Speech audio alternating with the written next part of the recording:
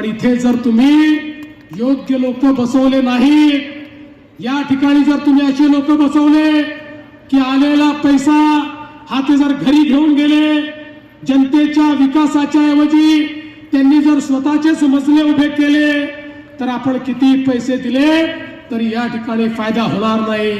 आज आपल्याला माहिती आहे मोदीजी या ठिकाणी अमृत शहराच्या माध्यमातून आपल्या महाराष्ट्राला 50,000 कोटी रुपये त्यांनी दिलेले आहेत। शहराच्या विकासाचा एक नवीन आराखडा हा मोदीजींनी मांडलेला आहे।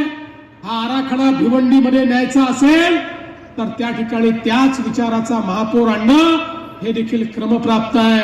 आणि म्हणून आज आपल्याला विनंती करण्याकरता आलो आहे, बघा आम्ही जे बोलतो ते करतो।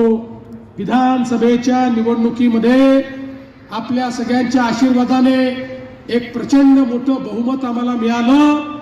हे बहुमत मिळाल्यानंतर लोक म्हणायला लागले आता यांना इतकं मोठं बहुमत मिळालंय, आता हे लाडकी बहीण योजना बंद करतील।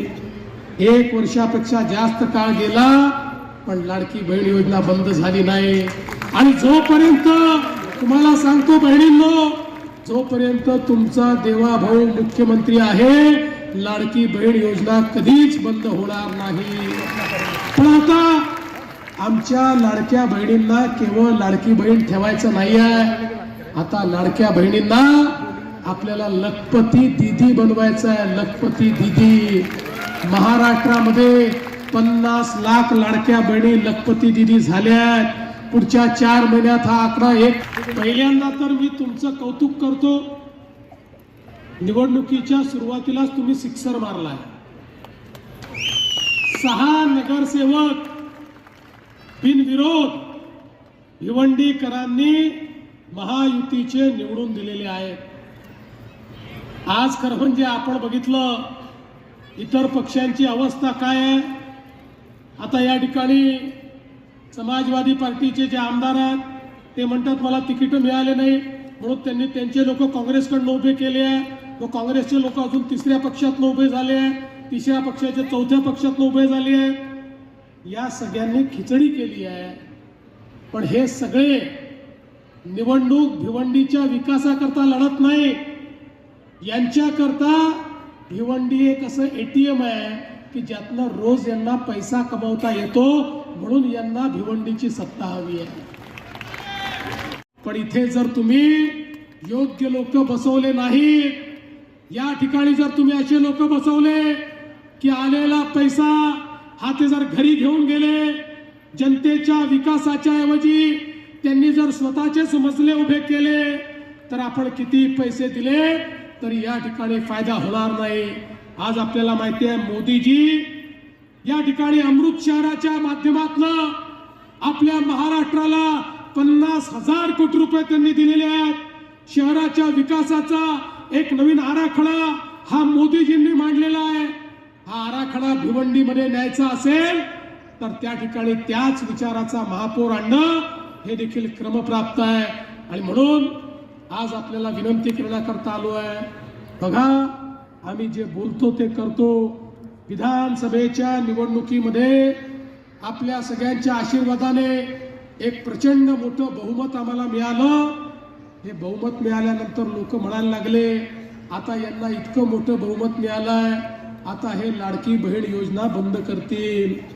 1 वर्षापेक्षा जास्त काळ गेला पण लाडकी बहीण योजना बंद झाली नाही।